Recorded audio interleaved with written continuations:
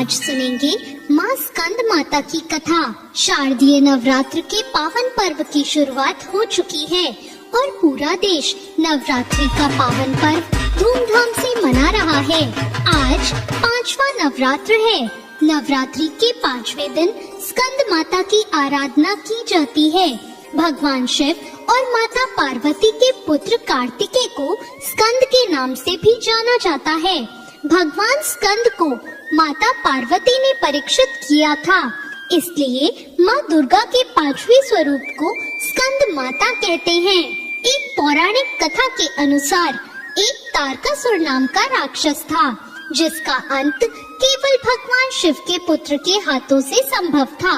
तब माँ पार्वती ने अपने पुत्र स्कंद यानी कार्तिकेय को युद्ध के लिए परीक्षित करने के लिए स्कंद माता का रूप लिया था। स्कंद माता से युद्ध परीक्षण लेने के बाद भगवान कार्तिकेय ने तारकासुर का अंत कर दिया। स्कंद माता हिमालय की पुत्री पार्वती है। इन्हें माहेश्वरी और गौरी नाम से भी जाना जाता है। पर्वतराज हिमालय की पुत्री होने के कारण इन्हें पार्वती कहते हैं। इसके अलावा महादेव की पत्नी होने के कारण इन्हें माहेश्वरी नाम दिया गया और अपने गौरवर्ण के कारण इन्हें गौरी कहा जाता है। माता को अपने पुत्र से अति प्रेम है।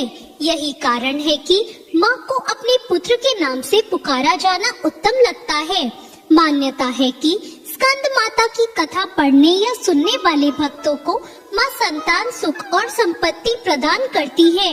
भगवान स्कंद बाल रूप में इनकी गोद में विराजमान है। इन माता की 4 भुजाएं हैं। माता ने अपने 2 हाथ में कमल का फूल पकड़ा हुआ है। ये दाईं तरफ ऊपर वाली भुजा से स्कंद को गोद में पकड़े हुए हैं और नीचे वाली भुजा में कमल का पुष्प है। बाईं तरफ ऊपर वाली भुजा में वर मुद्रा है और फिर नीचे वाली भुजा में कमल पुष्प है। इनका वर्ण एकदम शुभ्र है। ये कमल के आसन पर विराजमान रहती हैं, इसलिए इन्हें पद्मासना भी कहा जाता है। सिंह इनका वाहन है। यह देवी विद्वानों और सेवकों को पैदा करने वाली शक्ति है, यानी चेतना का निर्माण करने वाली। कहते हैं कि कालिदास द्वारा रचित रघुवंशम महाकाव्य और मेघदूत रचनाएं स्कंद माता की कृपा से ही संभव हो पाई हैं। जिन लोगों को संतान प्राप्ति में बाधा आ रही हो, उन्हें माँ के इस स्वरूप की पूजा करनी चाहिए। आदि शक्ति का यह स्वरूप संतान प्राप्ति की कामना पूर्ण करने वाला माना गया है। स्कंद माता की पूजा में कार्तिकेय कुमार का होना जरूरी होता है। स्कंद माता को भोग के रूप में केला अर्पित करना चाहिए। माँ को पीली वस्तुएं अति प्रिय होती हैं, इसलिए केसर डालकर खीर का भोग लगाएं और भक्ति भाव से देवी का पूजन करें और उनकी कृपा प्राप्त करें। देवी की कृपा से घर में सुख शांति और समृद्धि होती है। या देवी सर्वभूतेषु माँ स्कंद माता रूपेण संस्थिता नमस्तस्यै नमस्तस्यै नमस्तस्यै नमो नमः। नवरात्रि के 5वें दिन सबसे पहले स्नान करके स्वच्छ वस्त्र धारण करें। पूजा स्थान पर चौकी पर स्कंद माता की तस्वीर या प्रतिमा स्थापित करें।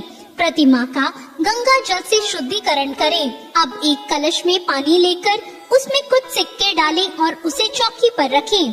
इसके बाद स्कंद माता को रोली कुमकुम लगाएं और नैवेद्य अर्पित करें। अब माँ की आरती उतारें। आरती के बाद सभी को प्रसाद बांटें। तो ये थी आज की कथा।